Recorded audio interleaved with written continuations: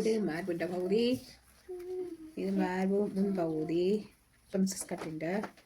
அடுத்தது இது பின்பகுதி, இது கைப்பகுதி, இது பின்பகுதி. நான் முதல் வந்து பின்பகுதியின் கழுத்துதல் தான் தைக்க போகிறேன். பாருங்கள் பார்க்கலாம். இதுக்கு வந்து நாங்கள் பப்பிங் வைக்கல, நீங்கள் வைக்க விரும்பினா வைக்கலாம், நோம்பலாக வைக்காமலும் தைக்கலாம். வைக்காமல் தைக்கிற மெத்தடு நான் உங்களுக்கு முதலும் காட்டி தந்திருக்கிறேன். அந்த மெத்தடில் நீங்கள் அதாவது கழுத்துக்கு பப்பிங் வைக்கலாம். கிராஸ் பீஸ் கட்டி நீங்கள் கழுத்துக்கு பப்பிங் வைக்கலாம்.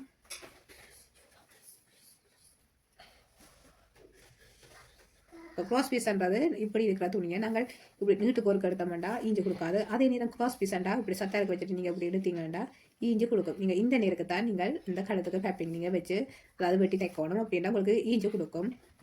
நாங்கள் ஈஞ்சு கொடுக்குது. அதே நேரம் வந்து நீங்கள் இப்படி நேர் துணியாண்டா இப்படி நேராக நீங்கள் எடுத்தீங்கன்னா இது ஈஞ்சு கொடுக்காது. அதே நேரம் கிராஸ் பீஸாண்டா இப்படி நீங்கள் எடுத்தீங்கன்னா உங்களுக்கு ஈஸியாக இருக்கும். அதாவது இப்போ நீங்கள் கிராஸ் பீஸ் வச்சு பேப்பிங் வச்சு தைக்க போகிறோன்னா இந்த மெத்தடில் நீங்கள் தைக்கலாம். இதில் வந்து பப்பிங் வைக்காத முறையை தான் நான் காட்ட போகிறேன்.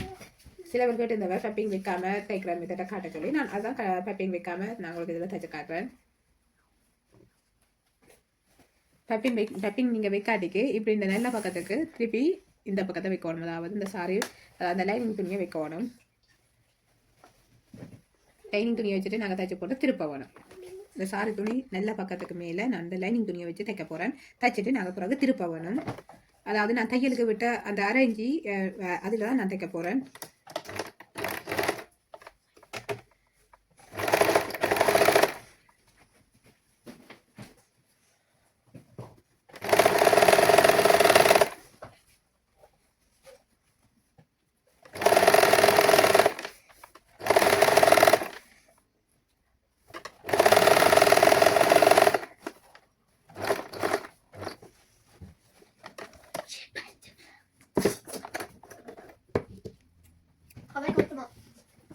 Toi, est-ce que tu t'assois comme ça à l'école? Moi j'ai mal à la tête. Ah bon si t'as mal à la tête, bon tu t'assois comme ça. Non, comme ça. Alors on doit couper ton pied, c'est tout. Non, je ne veux pas couper mes pieds. Alors assieds-toi correctement. Mais parce que je vais me reposer, comme ça c'est mieux. Non, tu te reposes pas. Est-ce que quand tu travailles tu te reposes? Oui. Non, non. Est-ce que quand tu es à l'école, quand tu travailles tu te reposes? Le maîtresse il dit ça. Tu peux reposer.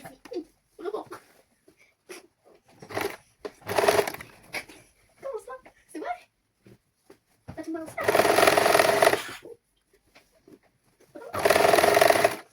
T'as fait les demander à la tête, ça. Elle ne se repose pas. Jamais. Jamais. C'est pas reposer, c'est moi. Oui. Parce que Archela, elle ne voit plus. Assieds-toi correctement. Et puis, te repose. Repose-toi, Archela. இப்போ பாருங்க, இந்த கழுத்து நாங்கள் வெட்டினது நாங்கள் தைச்சா பிறகு இப்படி அந்த we மாதிரி ஷேப்லாம் இருக்கும். அதாவது ஒட்டி கொண்டு இருக்காது, இப்படி வி ஷேப்பில் இருக்கும். என்னடா கழுத்து அந்த விரிஞ்சு போயிருக்கும். விரிஞ்சு நாங்கள் அந்த துணியை திருப்பேக்க அந்த விரிஞ்சு வந்திருக்கும். அப்போ அதனால் அப்படி அந்த வி ஷேப்பில் இருக்குது. இப்போ பாருங்க, நாங்கள் கழுத்தை நாங்கள் வடிவாக நாங்கள் தைச்சிட்டோம். இனி இதை வந்து நாங்கள் கையால் லைட்டாக அழுத்தி விட்டோம்னா நல்ல ஒரு நீட்டாக வந்துடும். இனி நாங்கள் வந்து இதே மாதிரி மற்ற பகுதியை நாங்கள் தைக்கணும். அடுத்த பகுதியையும்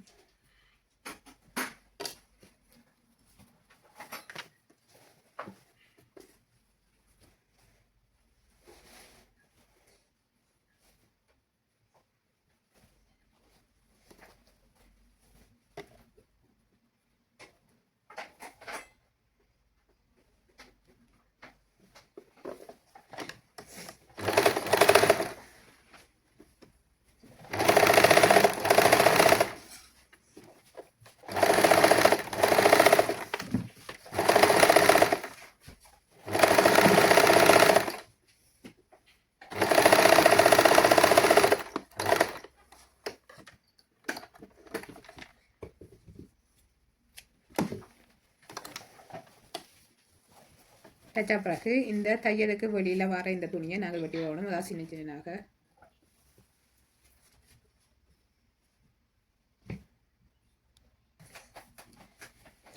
இதில் நாங்கள் இந்த தச்ச பகுதியை நாங்கள் சின்ன சின்னதாக நாங்கள் இந்த சைட்டுகளை நாங்கள் கட் பண்ண வேணும். முக்கியமாக இந்த வளைஞ்சு வர இந்த பகுதியை நாங்கள் கட் பண்ண வேணும். இதில் உங்களுக்கு நான் ஒரே கலர் நூலால் தச்சிருக்கிறதுல பெருசாக தெரியாதுன்னு நினைக்கிறேன். இவட தடியெல்லாம் நாங்கள் கட் பண்ணணும். அதாவது இந்த திருமுறை இந்த வளைவுகள் இவட தடியெல்லாம் நாங்கள் கட் பண்ணினா தான் எங்களுக்கு இந்த துணி வந்து திருப்பி கொடுக்கும்.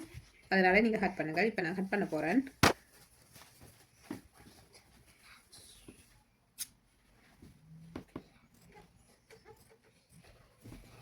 அந்த நூலில் நாங்கள் கட் பண்ணாதபடி நாங்கள் பார்க்கணும்.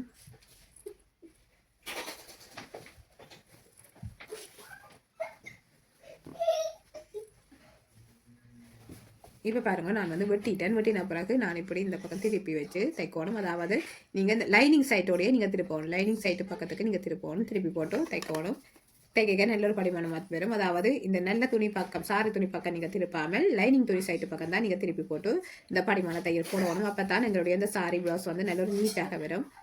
இப்படி இங்கால் பக்கம் வரும். அதாவது சாரி துணி பக்கம் இல்லாமல் இங்கால வரும். இனி நான் வந்து இதில் படிமான தையல் போட போகிறேன். படிமான தையல் போடும்போது நீங்கள் கவனிக்கணும். அதாவது சாரி துணியோட ஒட்டவாக இல்லாமல் கொஞ்சம் தள்ளி போடணும்.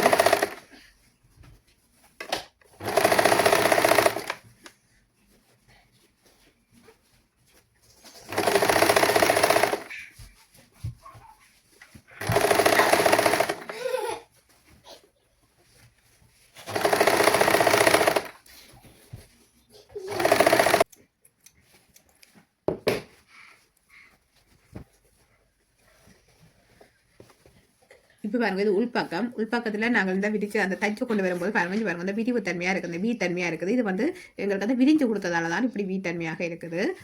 இப்போ முன்பக்கம் நாங்கள் திருப்பிட மாட்டோம். எங்களுக்கு நல்ல ஒரு நீட்டாக வந்திருக்குது. அதே நேரம் பாருங்க, இந்த நான் தைச்சது வந்து அதாவது ஒரு 1/4 இன்ச்சு இடைவெளி இருக்குது. அதாவது 2 அதாவது நான் தைச்சு கொண்டு வரைக்க வந்து ஒரு சின்ன இடைவெளியாக இருக்குது. ஒரு சின்ன இடைவெளி விட்டு தான் நான் தைச்சிருக்கேன். அதாவது இப்போ நாங்கள் சாரி துணியோட ஒட்டவாக நாங்கள் தைச்ச மாட்டோம், திருப்ப கொஞ்சம் கஷ்டமாக இருக்கும். அதே நேரம் வந்து அந்த சாரி துணியிலேருந்து கொஞ்சம் நாங்கள் பின்னுக்காக தள்ளி தைக்கணும். இப்படி நாங்கள் சுற்றி வர தைச்சு கொண்டு வரும்போது நல்ல ஒரு நீட்டாக வரும். இதெல்லாம் கவனிச்சு பாருங்கள். நான் இப்போ இந்த சாரி துணிக்கு ஏற்ற நூல் போட்டதால உங்களுக்கு தெரியுது இல்லை, நான் தான் இப்படி கிட்டவாக வச்சு காட்டுறேன். ஒரு கொஞ்சம் இடைவெளி விட்டு நீங்கள் தைச்சிங்கன்னா உங்களுக்கு நல்ல ஒரு நீட்டாக வரும். இப்போ பாருங்கள், நான் சுற்றி வர நான் தைச்சிட்டு நாங்கள் இனி வந்து அதாவது அந்த முன்பகுதியை நாங்கள் தைச்சு போட்டு இந்த ஷோல்டரோட ஜாயின் பண்ணி போட்டு தான் நாங்கள் மிகுதியெல்லாம் நாங்கள் சுற்றி வர தைக்க வேணும். நான் அந்த மெத்தட் தான் நான் தைக்கிறேன்னா பாருங்கள், பார்க்கலாம்.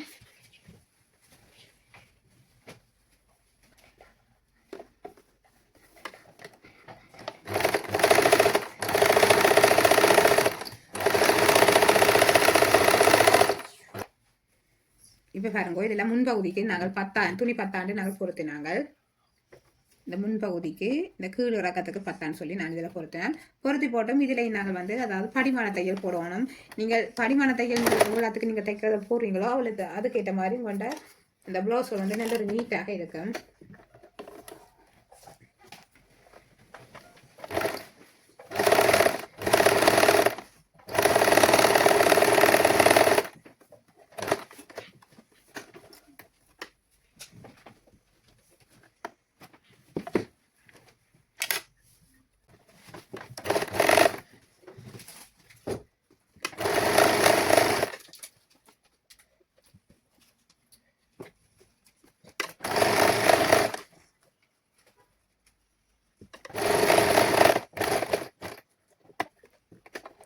இந்த கழுத்து கழுத்துக்கு இந்த வீண்ட நடு சென்டருக்கு வந்து நாங்கள் அதிலிருந்து இந்த ப்ரெஷர் புட்டை மேலுக்கு அடுத்து போட்டு நாங்கள் போய் திருப்ப வேணும். துணியை திருப்பித்தான் அடுத்த பக்கம் வீ தையலுக்கு நாங்கள் போகணும். அப்படி நாங்கள் எடுத்து தைப்போமாக இருந்தால் தான் எங்களுடைய இந்த வீ தையல் நல்ல நீட்டாக வரும்.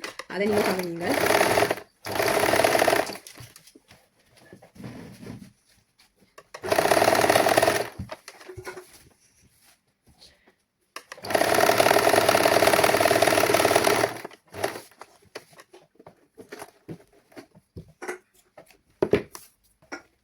இப்போ வந்து வீக்காலத்து தைச்சு முடிஞ்சு நீ நான் வந்து இந்த அதாவது தைச்சதுக்கு வெளியில் இருக்கிற இந்த துணியில் அதாவது சின்ன சின்ன சைட்டில் அந்த சைட்டில் இருக்கிற இந்த துணியில் சின்ன சின்ன பீஸாக நாங்கள் வெட்டி விடணும். வெட்டினா தான் முதல் நான் வெட்டினா அதே மாதிரி தான் நீங்கள் வந்து கவனித்து வெட்டுங்கள். ஏன்னா துணியில் படக்கூடாது. துணியில் பட்டிச்சண்டா அந்த நூல் அதாவது அந்த நூலில் பட்டிச்சண்டா நூல் வந்து அவண்டிடும். அதனால் நீங்கள் கவனித்து வெட்டுங்க ஃப்ரெண்ட்ஸ்.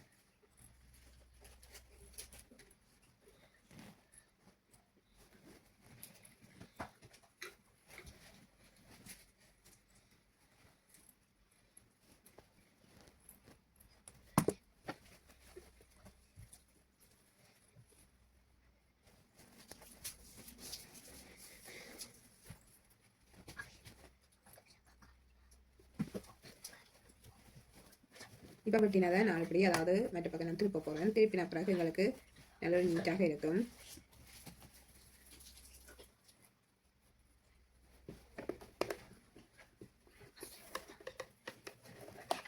இனி நான் வந்து இதுலேயும் படிமான தையல் போட போகிறேன். நான் அந்த படிமான தையல் வந்து இதில் நான் 2 பக்கம் சேர்த்து நான் போட போகிறேன்.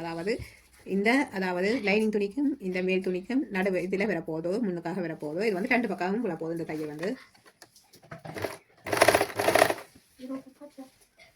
எங்களுக்கு எப்படி தைக்கணுமோ நாங்கள் அப்படி தைக்கலாம். ஆனால் என்ன நீட்டாக இருக்கணும். நாங்கள் தைக்கிறது நீட்டாக பார்க்கும்போது மிகவும் அழகானதாக இருக்கணும். நாங்கள் அதை தான் கவனிக்கணும் முக்கியமாக.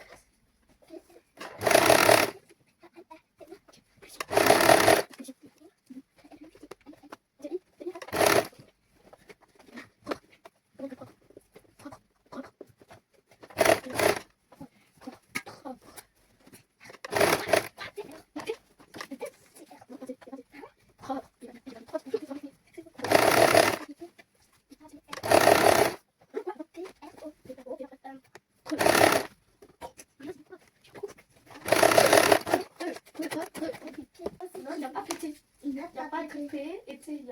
n'y a pas de C, j'ai dit aussi. Il n'y a pas de C. Est-ce qu'il y a... Est-ce que j'ai dit propre? தைச்ச முடிஞ்சது. Propre. Alors j'ai dit இனி நான் வந்து சுற்றி வர நான் தைக்கணும். oui. Alors comment on écrit? அதாவது இந்த துணியை சுற்றி வர நான் தைச்சாதான் நான் அதுக்கு பிறகு நான் அடுத்ததை தைக்கலும். அதாவது அந்த அடுத்த சைட்டை நான் தைக்கலும். அந்த முன் சைட்டிலேயே அந்த பிரின்சஸ் கட்டையில் அடுத்த பகுதி துணியை நான்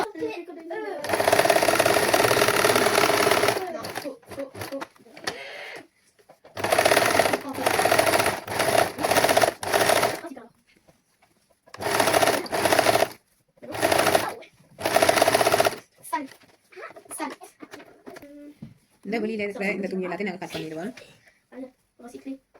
இந்த முன்பகுதிக்கு துணி 10 இருந்தது. நான் அதுக்காண்டி தான் இதில் நான் ஜாயின் பண்ணியிருக்கிறேன்.